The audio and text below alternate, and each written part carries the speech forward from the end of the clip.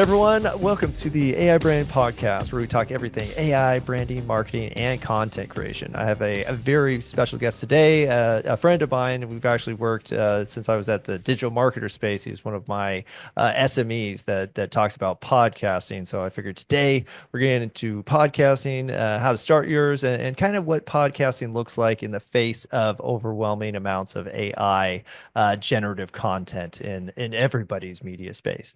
So welcome. Dustin Riechmann, you are a beacon of light, I would say, in content production, and I really enjoy how genuine you've been with how you teach people. So, welcome to the show. Thanks, man. I appreciate that, Mark. It means a lot to me. And yeah, I've coming out of our time working together at Digital Marketer. I got to speak last year at Traffic and Conversion Summit. I guess it ended up being the final one. We'll see. But it's really ties into this message really well because you and I were talking before we hit the record that 80% of the agenda at that marketing summit a year ago was AI. AI, like literally AI is everything. AI is everywhere. And sort of the start of my talk was like, we're going to talk about a little AI, but like my main premise is like what makes podcasting awesome is that it's still human to human, it's still relationship focused, and I'm sure we'll talk a lot about that today. So a little full circle because Mark had a big role in getting me on that stage, and now we're a year later talking about this as AI has really continued to emerge from that point forward. Well, I think, now thinking back to that talk, I'm like, man, you were ahead of the times because I think everybody just had AI vision back then. Like, oh, AI is going to make everything better and get rid of all this work I have to do. And now I'll never have to talk to anybody. And it's kind of like, nobody wants that. Like, I think, and now that we've seen it, and some people estimate like half of all content online now is AI, and potentially like Wow. 90% within a couple of years. And the way I think about podcasting now is I'm like, man, it's really the last bastion of like human connection, because the entire premise of the content we create is really about how do we connect, how do we show how well we communicate with each other, and in such a awesome fashion that it's entertainment to other people. So Yeah. I think you're ahead. So why you kind of just walk through that premise of the human to human connection, and why podcast is so good at facilitating that. Yeah, so I guess to talk about sort of the extreme, and this was actually demonstrated a year ago. So it's definitely way easier to do now than it was then. But someone demonstrated sort of as a look how cool this is, a host and a guest, like real people, right? And they created an avatar of each of them, and then they cloned their voices, and then they used ChatGPT or some tool to create a script, and they were creating podcast episodes with no humans involved at all, right? And as I witnessed that and I heard that, I was like, it technically is a podcast and it kind of sucks, right? Like it's kind of boring. It's like imagine two robots. Of course, they stay right on script. And I think, so just right off the bat, if you think of the experience of watching that or witnessing that, can you learn from that? I guess you can learn from that, but I think it loses a lot of the interest. And I think it loses our attention. Like our brains are wired for curiosity and nuance and emotion and emotional connection, right? And so I think one of the things that makes podcasting in its quote unquote pure form, where it's actually still either a human teaching or two humans or multiple humans talking, is it's a lot more like being around that campfire, right? Like as Mm. in the caveman days, because while there might be a general topic, it's unscripted. It's people get emotional, people go off on tangents, they tell stories, and it's that nuance and it's those like light bulb moments that happen for everyone involved that really make it special. And when you get to be able to fly on the wall and like experience that, I think that's why people are still really attracted to it, right? It's like more and more we have less and less of like real world communal sort of experiences like that where we're like doing old school human connection. And I think podcasting keeps us in that loop. And so that's why I like to think about it is like, man, if Mark and I were able to be in person, like hanging out at a campfire late at night, we're talking about, man, where's AI going? How's podcasting fit in? Like those are the types of conversations I like to have. And there is a topic, there is some boundaries around it because, there's a show here we're trying to serve. But ultimately, we get to be two guys riffing. And I think that that's a lot of fun. And it's also a great human experience for people listening. I love that. Well, and the whole concept of those light bulb moments, and I think those can't really have. I mean, you can script them like, "Hey, tell me a story," and then I'll act like, "Oh, but what about this?" And then you can script it. But I think the best podcasts, why they are so effective, is because the light bulb moments that you're seeing or you're hearing, like one of the guests have, and it happens to me all the time, where I'm like, "Oh my gosh, I never thought." Like I talked about earlier how I started my new my dad's an autism land podcast. And one of Yep. my guests talked about how his son, who has severe autism like my son, got a job and had a job, like a real job, not just like a special needs, type service job, Yeah. but like a recognized job for 10 years. And I was like, oh my gosh, I Wow. never even thought that was possible. And I said that in the show. I'm like, that's incredible. Like that totally blew my mind. And I think that comes through, and that's why the podcast I'm doing now is probably effective. But a lot of people, that's difficult because one, they don't know how to converse. The subject matter, you could wander off in a million different directions. Do you have a way of kind of like maintaining that possibility of light bulb moments while also structuring it? Like, what are the core components of making that kind of thing happen? Yeah, it's a great question. So a lot of my history is actually coming from the guesting side of the mic. Mm. And then about a year ago, I started hosting a podcast. So I've definitely been on both sides of this. Ultimately, I think the host has the responsibility for setting the tone, kind of putting the boundaries in place so that the conversation is fruitful, right? And that means setting expectation with the guest. So that's a great place to start is here's what we like to talk about on our show. I've accepted you as a guest because I want to learn these three bullet points, right? Uh, and so there's some expectation of what we're going to talk about, like a general premise. Now, one of the nice things about conversations is they go unexpected routes, but I think the role of the host has to be let's steer it back on ship, right? Like if someone's talking for 10 minutes about something that gets really off topic, it's like, hey, that's great. I want to make sure that we, don't run out of time. I want to, get to our next step, like those sort of things. So ultimately, podcast hosting, like any conversation or communication, is a skill. And so, uh, the bad news is some people don't like inherently have the skill. They haven't had a chance to practice it. But the good news is you can totally practice it, right? This is something in my marriage in early years. Like we found we're not actually that great at communicating. Mm. We just, we kind of grew up as high school sweethearts. We kind of had this immature assumption about things in life, and as life got more real, we didn't have the tools to communicate about stuff because we never like needed to. And so we went and learned that. Like we read books and Mm. we went to retreats and we like talked to experts. And so if you're into podcasting, you're like really want to do this, but you feel like I'm not sure I have the chops for it, totally learnable. Listen to some people that you really respect and model their style. And then when you're the host of the show, like set some clear boundaries. Hey, it's a 30-minute show. Here's how it's going to flow. Here's the three things I want to make sure we get to. I'll take the lead. And if I kind of like hold my hand up, like, hey, let's move on, that sort of thing. But you're in control. So I don't know, Mark, if I'm being very tactical, but I don't know if that kind of gives you what you're looking for as far as like how do you maintain a useful conversation that doesn't get so human that it like gets random because I think that's definitely a risk. No, no, that's great. It's almost like, there's always a gate around the playground to, protect the kids, but they still get Yeah. to play inside and it's still tons of fun. But no, that's a great way to explain it because I think you can go too much on the structure side where it sounds robotic. I've been in those podcasts where it's kind of like, The same nine questions for every guest. It's like, oh, this yeah, is well, kind of there's boring after about no three episodes. response. Well, for me personally, as the guest, I was sort of offended because it'd be like they'd ask you a question and I get into a really deep answer, and then instead of being like, "Oh, let's explore that," which is what I do on my shows, where I'm like, I usually look for triggers where I'm like, "Oh, Dustin, that set Dustin off," so I'm gonna go ahead and go a little deeper into that, and they just go directly into the next question. I'd be like, Yes. I Yeah. feel like And I'm question feeling like four. I'm talking to a robot, where it's like, uh-huh, moving on, and you're like, oh, okay, that was kind of disappointing, but we'll go for that. But I think you're right. It is something that can be trained and well, I'm the show of that, and nobody ever believes me, but I'm like, I'm super introverted. I grew up super anxiety ridden with shyness and insecurity and all that kind of stuff, and I had to work through so much stuff to get over that. But I love it's just practice and Mhm. doing podcasting actually assisted me a ton in that. So I always tell people I'm like, well, just do it a bunch. you know, and you'll Yeah. get a little bit better. Um, The other thing I would say but real quick, Mark, is I'm a huge advocate of guesting first in almost all mm, cases, right? So if you're like, I think I want to start a podcast, that's awesome.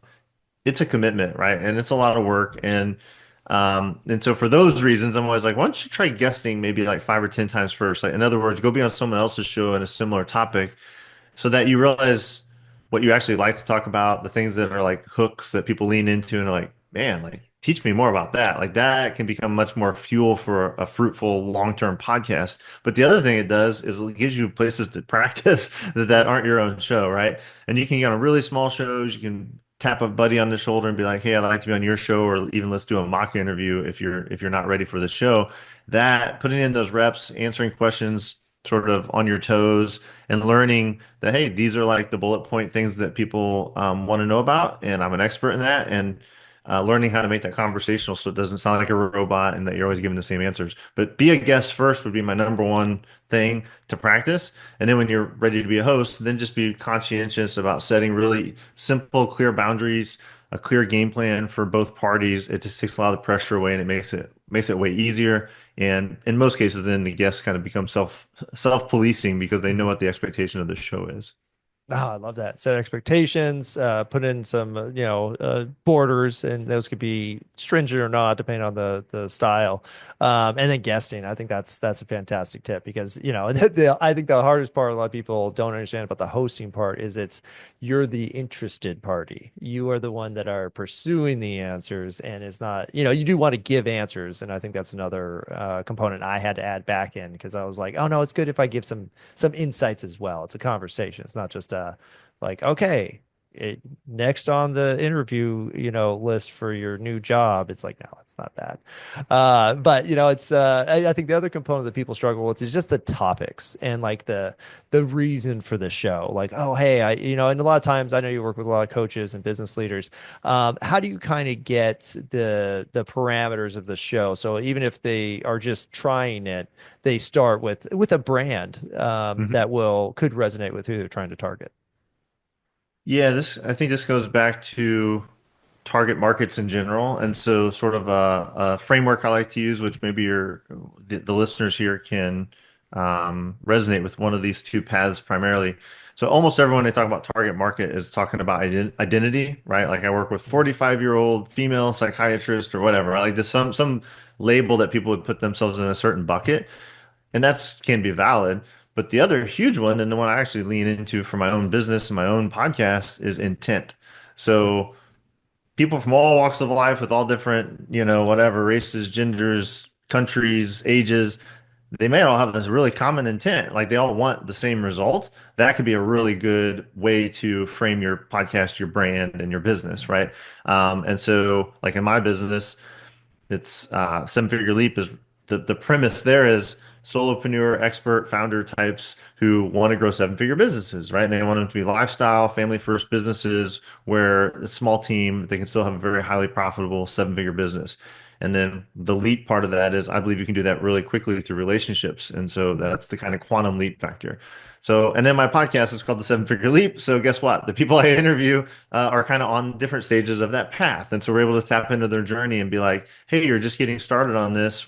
Tell us about that. Or some people are like, I got a $50 million business. Well, tell me what it was like in the different stages to grow to there so that we can see kind of forward. So I've got that uniting premise of the intent of growing a seven-figure business. And I think another example, like our main program, we work with people with podcast guesting and mostly coaches and business owners. It's a 90-day program. You might have in a single group a marriage coach, mhm. executive coach, a email marketing agency owner, like very different industries, but they're all there to learn podcast guesting as a business growth channel. And so that totally works because they have a common intent. So I think target market first, and then with that target market, it starts to really steer your brand and your podcast. And then like what types of guests, because I want to, I need someone to talk about this topic that's on the same path that everyone's trying to be on.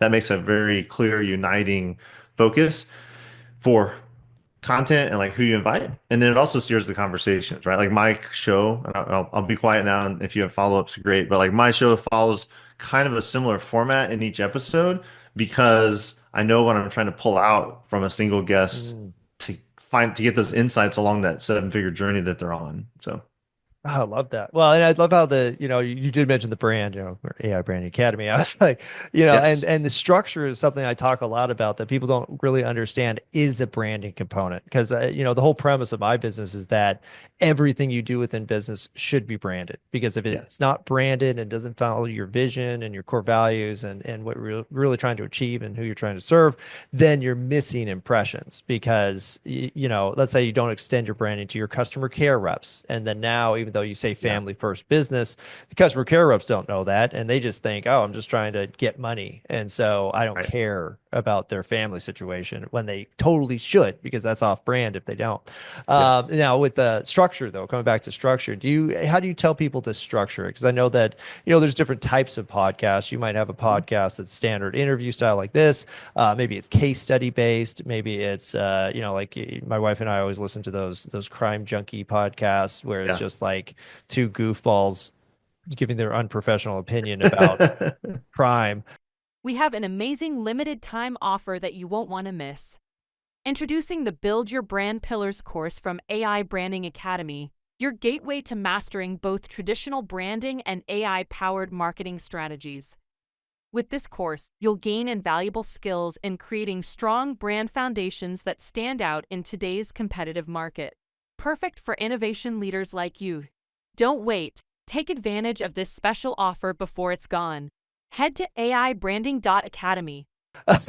But how do you kind of recommend people, creating their first like draft of a structure and then maybe developing and evolving it over time? Yeah, and I'm definitely not an expert on like fiction podcasts or even true Yeah. crime or sports podcasts. Every genre kind of has its elements that people would expect and feel comfortable hearing.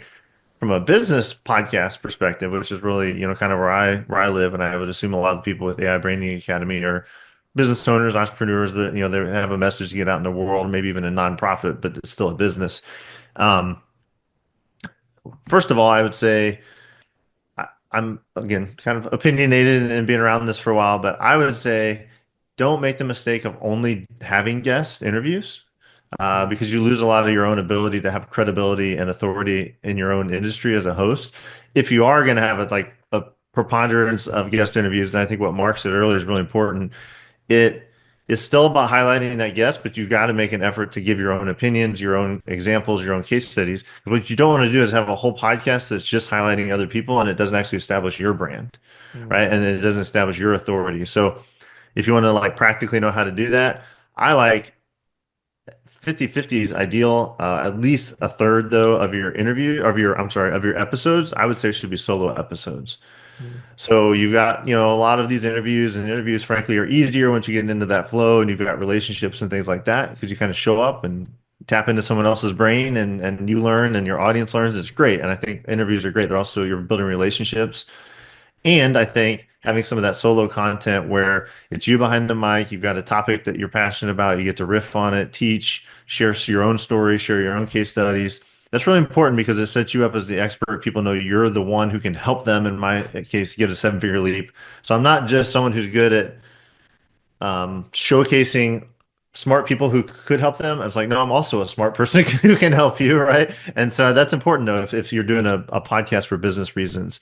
So that's one big structure thing is like what is the content that you're going for? And I would say within the interview content, um, again, I like to have a general structure. Like and mine is really built around this whole idea of rich relationships and smart strategies. Like that's what I'm trying to kind of extract out of someone who's a guest expert. And so we do go into their backstory, but unlike a lot of shows, it's not just like, tell me when you're born and like take me through. It's like at the point where you decided you were an entrepreneur, let's start there. And then what I'm really trying to get to, and I tell them this before we hit record, is like what I really want to get to is like why you are driven to do the things you do right now. And you may not have thought about this. If we don't get there, fine. Like no pressure. We're not going to manufacture it, but like I want to get into your story so we can extract why you do what you do because that's really important to me. Great. Okay. So we've got that. And then we're going to zoom into your present day business so people know exactly what you do and how you do it. We're going to do a little future pacing, talk about where you want this to go. And then for the last 5 minutes, I'm going to hand you the mic and I want you to basically like teach us a what's working now strategy. So like, hey Mark, like what's working right now with AI branding? What's something you're really excited about that you've recently done or discovered? And that just kind of makes sure there's practical value. The other thing it does from an AI branding standpoint is it always gives us a reliable clip that we're like, here's a golden nugget. Like we get it every time. Every expert has a featured golden nugget at the end of our episode that we can pull out and use for promotion. So that's how I structure mine. So I'm 60 episodes in. I kind of figured that out about 20, 30 in. So it's, Oh. again, I practiced. I was like, I like this not so much. And we found about a 30-minute structure that still has tons of freedom. If you listen to each episode, they're very different, but they kind of follow that same general flow. Oh man, so many good tips in there. I think the first thing you said was about the content mix is what I would call it. We're like, okay, we have this many interviews and we have this many, the solo podcasts. And that was actually, again, I'm going to talk about my new podcast because I'm so excited about it. But the Absolutely. dad's podcast where I started with the first two were just telling my story. But what I found now that I'm interviewing, other people is that they resonate with those two. And so it was actually those two that I did that actually Yep. generated a lot of the interviews and really set the tone for the whole series. So Yep. totally agree with that. And also just the loose structure is a good way to do it too, where it's not robotic, but you also didn't just create it off the bat, or maybe you had a rough version, but like you said, doing those 20, 30 episodes, and I try to tell people this with all content. I'm like, don't judge your content until you've done like 30 pieces, 30 days of stuff. Then you can Yes. start to look back and say, okay, what worked, what didn't, what did I enjoy, what was effective for my business, what was effective for my brand, because all these different components are totally different things. But that's fantastic advice. Now, touching on the AI side of things, because we said we kind of started this with like, hey, don't have robots talking to each other. Like that's Right. not necessarily entertaining in any way. But I imagine you are using AI for components of what you're doing. Yeah. At the academy, we try to push forward with the, hey, use AI to get rid of the robot work is what we call it, where it's like Hmm. stuff that humans don't add value to, we're bad at, and that AI is essentially going to help you be way more consistent at doing, so you could free your time to do the human stuff like relationships and networking and customer care and innovation, all the fun stuff. How do you balance that kind of objective with using AI to enhance your business? Yeah. So, I use a podcast producer, so I kind of say that in the sense that like I don't know every button they're clicking and everything that's happening, right? That was a conscious decision. Like if I'm going to host a podcast, I'll host it, but I'm not going to do all the other stuff. And so I made that commitment from day one. However, I know that like I totally use an AI to help figure out which clips are those golden nuggets. Obviously, things like adding captions and transcriptions and B-roll and like making it a really cool short clip that we can use for promotional purposes. Every episode, of course, has a transcription that happens automatically. We actually have these different pieces that they're producing, which I think are largely generated through AI. They all get put into a Notion playbook, a Notion page, I guess you could say. And so one of the things that I've gotten a lot of great feedback from is when I have a guest, they'll be like, hey, I interviewed Mark. And then when it publishes, automatically an email goes to Mark and it's like, hey, thanks so much for being a guest. Here's a playbook of assets that you can use for your own use. Of course, we'd love it if you shared the episode. And in that Notion, it's got like pre-written social media posts, emails. It's got actual clips from our episodes. It's got the full YouTube version of our episodes. Got the transcript. And so largely AI driven post production marketing assets that are on brand, right? It's got our logo. And so they get that and they're like, wow, this is really cool. And so that's one thing that's happening. And then some stuff I personally use AI for is ideation, I would say. So if Mm. I'm gonna like, you know what, I want to sit down today, I want to record 3 solo episodes. I may go to well, I do frequently. I'll go to like ChatGPT, which I've fed a lot of my narrative into, and I'll be like, "Hey, I'm looking to do 3 episodes for the Seven Figure Leap podcast," and it knows go look at what that podcast is about.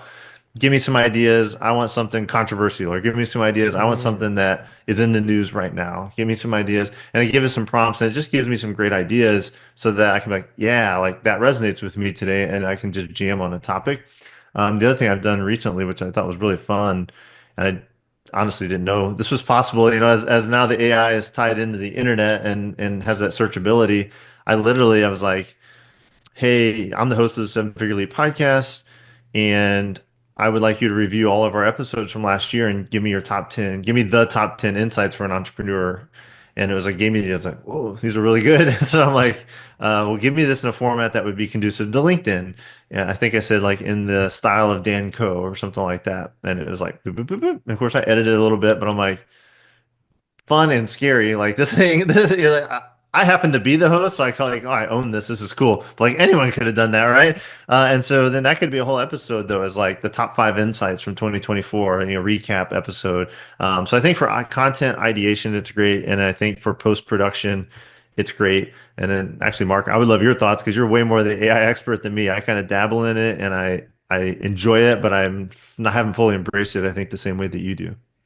You know what? I'm kind of in between because you do have like the technical applications. Like today, I was showing people how to like install a form on your website that will generate an AI answer and send it to a user. Mhm. And so we use like a Yeah. brand assessment form was my example. And so there are those technical components, but half of these kind of like, you know what? AI keeps advancing so fast. Like I don't know how much of these technical things are even going to be necessary in six Yeah. months. And so if you're spending your whole time with your business, oh, I'm getting into all the automations. I'm going to learn the different types of AI, and it's like they're talking about AGI now, right? I mean, it's like Yes. the general intelligence, where it's basically going to be like a person you talk to and just does stuff for Mhm.